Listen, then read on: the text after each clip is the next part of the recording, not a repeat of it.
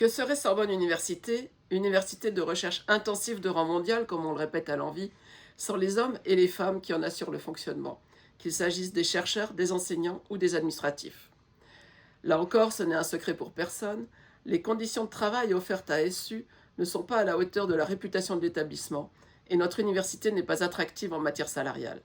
Les personnels enseignants-chercheurs en poste se plaignent de la lourdeur des tâches administratives, du manque de locaux ou d'appui pour les aider dans leurs recherches. Du côté des administratifs, la situation est encore plus inquiétante. Nombreux postes vacants, surtout dans les services centraux, surcharge de travail, démotivation et sentiment général d'une dégradation des conditions de travail et d'une perte de sens, surtout lorsque les outils fournis par l'établissement dysfonctionnent ou sont déployés avant même d'être finalisés, pénalisant les agents dans leur travail et les obligeant à retourner 15 ans en arrière dans leur façon de travailler. Tout cela entraîne un fort turnover au profit d'établissements voisins, ministères, rectorats ou autres universités qui tiennent davantage compte des conditions de vie propres à la région parisienne. La priorité de Sorbonne Autrement sera de lancer une nouvelle conférence sociale, un audit des différents métiers et de leur expertise, la promesse de l'équipe en place en la matière ayant accouché d'une souris et suscité une grande déception.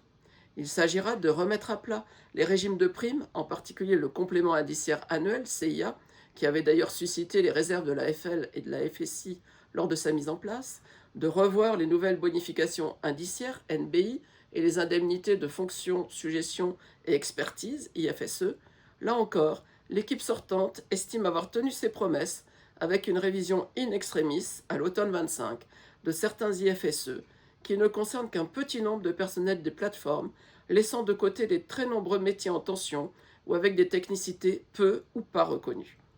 Nous rétablirons la prime d'investissement collectif pour surcroît d'activité, parce que si un agent est absent d'un service pendant plusieurs semaines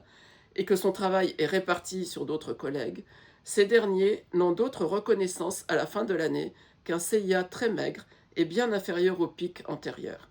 Malgré le dévouement et l'attachement à l'établissement, cette absence de reconnaissance finit par démotiver des équipes à qui l'on demande toujours plus.